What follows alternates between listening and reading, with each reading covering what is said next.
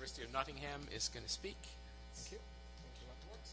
And I guess the title of their paper is somewhere here. Examining the reliability of using fNIRS in realistic HCI settings for spatial and verbal tasks. Thank you.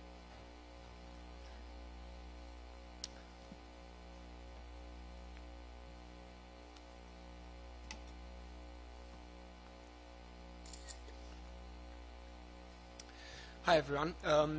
So I'm Horia, and I'm going to present you a replicated and extended study based on 2009 work of Solovay et al.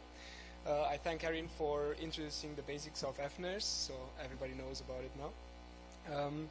About our team, we are a growing team interested in HCI, focusing on integrating non-invasive brain sensing techniques into HCI lab experiments, lab settings. Our general aim is using fNIRS to observe and quantify workload during HCI evaluation. We believe workload is an important factor when evaluating HCI, as provides an additional information about the user. In this study, we further confirmed the potential of using fNIRS in typical HCI evaluation lab settings where people feel free to act normal, interact normally with the machine, move their hands, talk to people, move their heads, etc. So, Erin in the original paper identified 4 important artifacts present in such settings. So with a control condition, there were 5 investigated conditions. The aim was to prove that during a verbal memory task,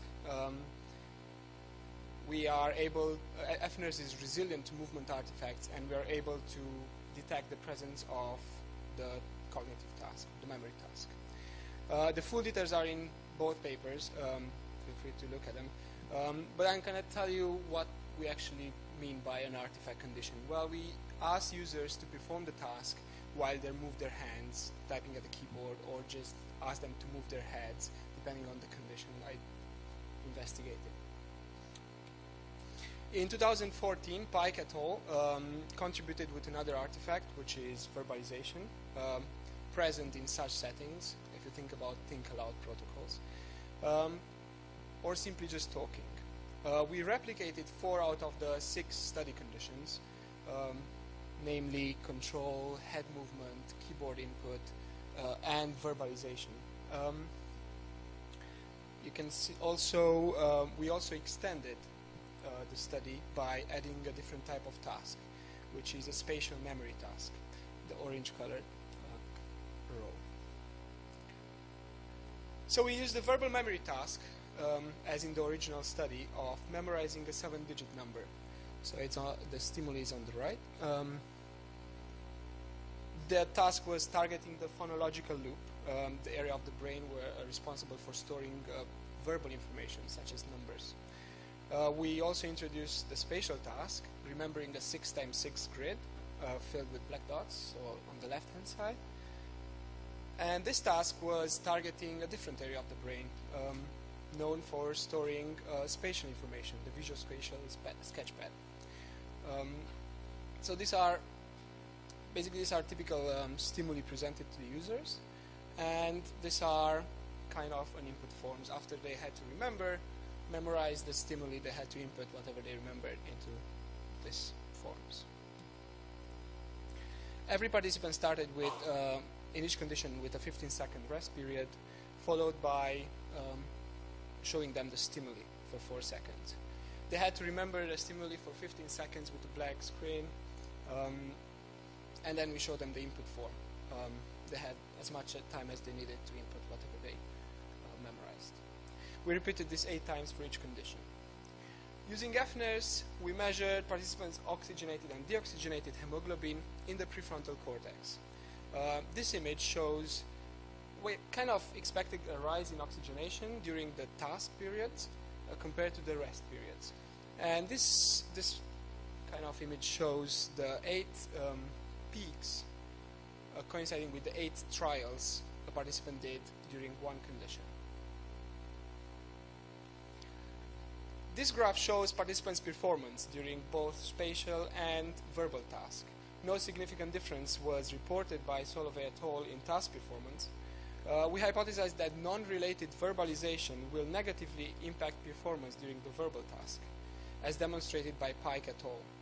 However, in our study, participants performed significantly worse under the keyboard input condition compared to all other conditions. This is during the verbal task. Participants also performed significantly worse in the verbalization artifact compared to the control condition during the spatial task. This is the table of fNIRS results. HBO represents oxygenated hemoglobin, HB represents deoxygenated hemoglobin. During the 4 investigated conditions, we kind of aim to find significant difference between rest periods, task periods, and artifact periods. And the blue-colored cell means we found significant difference between the 3 periods. A red-colored cell means that we only found partial significance. We have confirmed most of the replicated results, condition results. It was also interesting to observe which type of measure was more sensitive to the different types of tasks. The original study proved deoxygenated hemoglobin to be more sensitive to the verbal task conditions.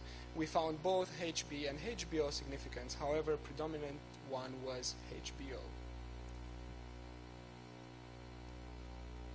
With this study, we further proved fNIRS' potential use in lab settings, HCI lab settings. We found fNIRS being able to detect the presence of both verbal and spatial memory tasks. We proved the reliability of fNIRS, and we have started something that we think is really important for the fNIRS in HCI community, which is replicability within fNIRS experiments in HCI. But also important to other physiological data experiments. So thank you very much.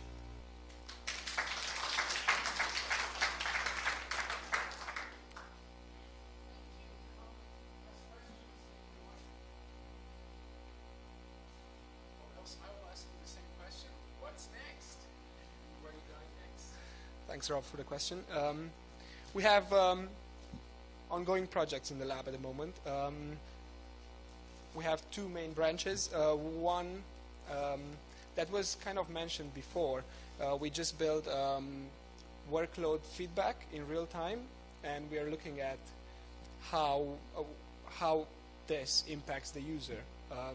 And the second branch is looking at how to support researchers in HCI to use fNIRS more easily. So building tools, understanding what's the need, and support for them to see more fNIRS experiments later on.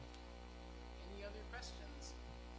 Thank you all for coming. You're done for the day. Go off to the parties and come back to